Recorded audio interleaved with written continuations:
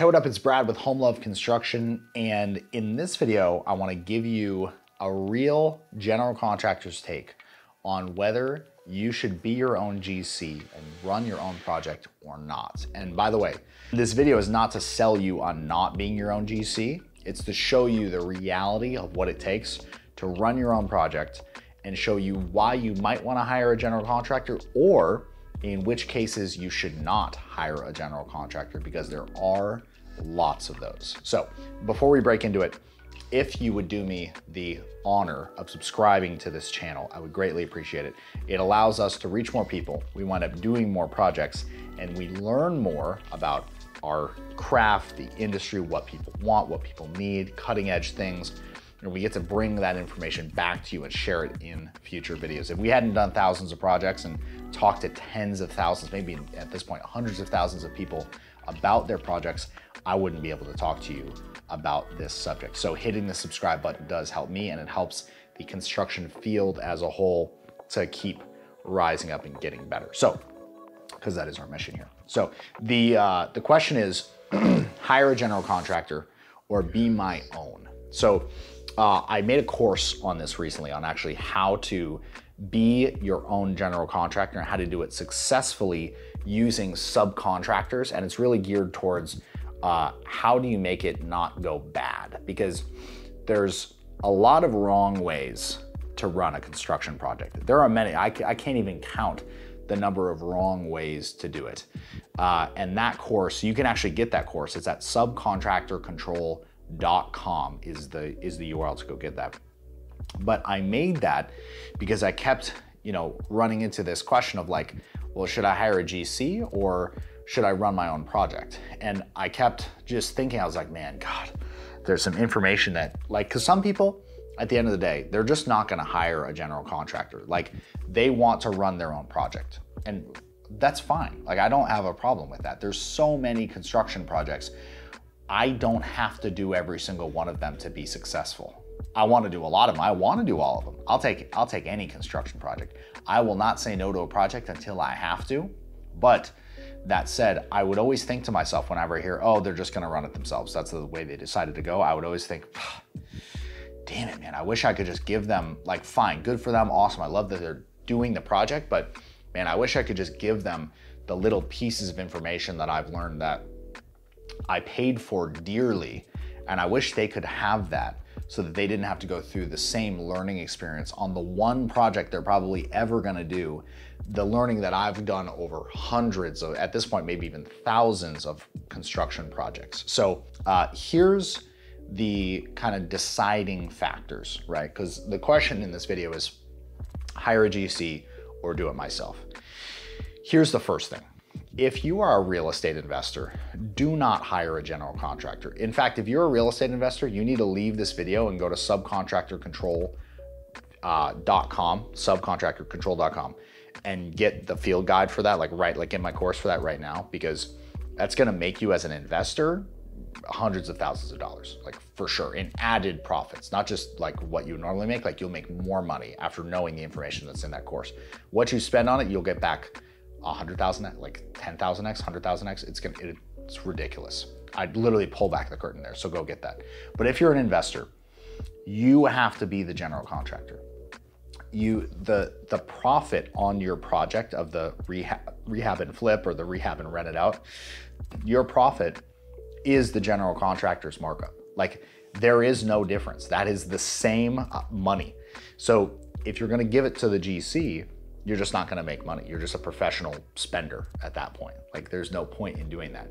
You are gonna have to be your own general contractor in order to make money on it. Because again, the amount you're gonna make on top of the subs is the GC's profit. Otherwise, it's not worth it for him to do that project, for him to actually run it, okay? So that's the first thing. If you're a real estate investor, don't even bother with the general contractor. Get your trades, get them lined up, figure out what's needed, get the subcontractor control course, subcontractorcontrol.com, and just start getting good at that. You basically need to be a pseudo general contractor. You don't have to have the license, but you do need to have the knowledge. Otherwise, you're gonna get burnt by subcontractors not knowing what you're doing. So here's a second place. If you're, let's say, a first-time homeowner, relatively strapped for cash, and you need to do a mix of, you got to do some of it yourself. You do have the time to run it. You don't have the time to do all of it yourself, and you don't have the expertise. That's a point where you're probably not going to be able to afford to hire a GC to do it. You're going to have to mix in doing some of it yourself, having the GC do it, having subs do it. Like if you're looking to hire a general contractor, he's not going to like that. Like that's not going to be appreciated, because what general contractors want, just being one, is we want a project where you say, here's what I want, you do it. Like, I don't want to touch it, you do it. Like, don't bother me with it. You go freaking go do it. If you need a decision, call me, I'll decide for you, but you go handle the thing. Don't be asking me about every screw. So that's what a GC wants. But if you're like, hey, why aren't you using this screw instead of that screw? General contractors are not gonna like that. It's like, dude, I do this every day. These are the screws that we use for this. This is what it says in the plans. Like, chillax. If that's not gonna be the case, a GC is not gonna work well for you. And I'm trying to tell you the real deal here, like actually tell you like it is. Now, if you are the type of person who is a busy professional, you know, you're on your second or third home, and you want to, let's say, take off the lid of the home. You're gonna go stay in your Airbnb that you own. You're gonna go stay in that with your family for a couple months. You wanna take the lid off your home, add a second story. You're a busy professional. You work at, you know, Ernst & Young, or you work at, you know, one of the big three accounting firms, or you work at, you're maybe a real estate broker or something like that. Just hire a GC and be done with it. Just pay the markup, like be done with it. Realize that yes, whatever the subs charge, they are marking that up. Of course, that is how they make money. That's how we make money. And just pay what it costs and hand it off and have somebody else handle it. In that case, you should not be even considering doing it yourself. If you are someone who makes $250,000 and up per year, even if you make $150K per year and up, if you just look at the amount of time you would have to spend running the project versus what a general contractor will do it for, there is no conversation there as far as the value of your time. You should be spending your time on what makes you money, not trying to save money. That's really the thing here is, as a general contractor, the people that we work the best with are the people who are like, here's what I want, what's the price? Okay, let's agree on it, let's get it under contract. Don't bother me. I hired you so you can handle this. Let me go back to work. If you need decisions, fine, I understand, but don't bother me with little stuff. Like, send me the good news and keep it rolling and do it fast and get out of my hair, and I'll pay you for it. That's who we're looking for.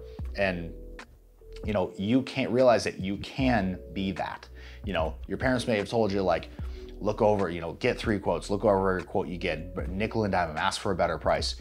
And that's just not generally, that doesn't go over well with most general contractors. You know, the professional ones know how to handle that and it's no big deal.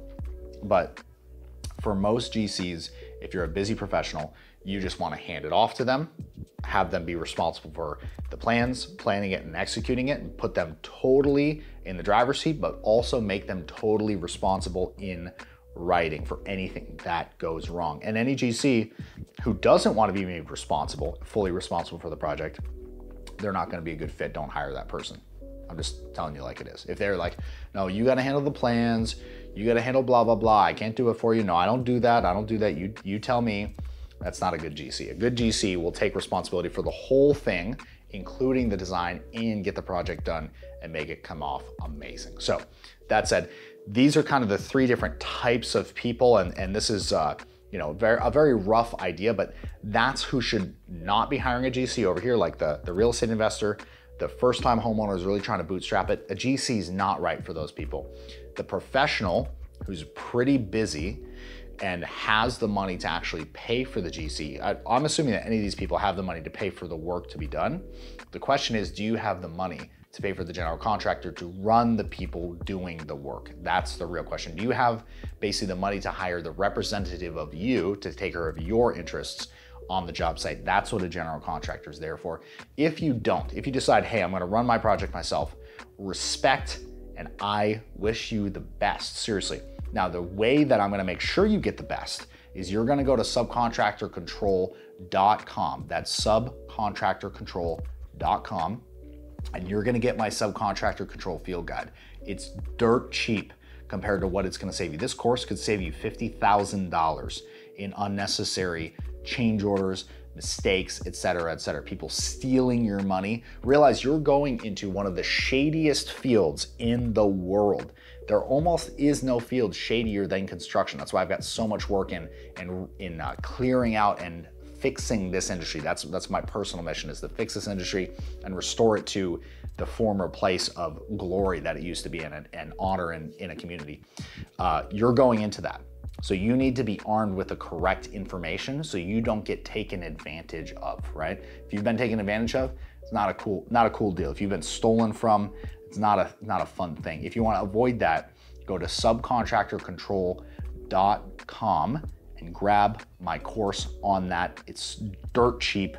As I was making the course, I was like, God, should we be selling this thing for like 10K? I'm like, God, I'm really like spilling the beans on the GC's insider secrets on how we get subs to do things for us and do them faster and cheaper and better, and all the stuff that you actually want, and be communicative and all those things. So subcontractorcontrol.com is where you go to get that course. It's a gold mine of information.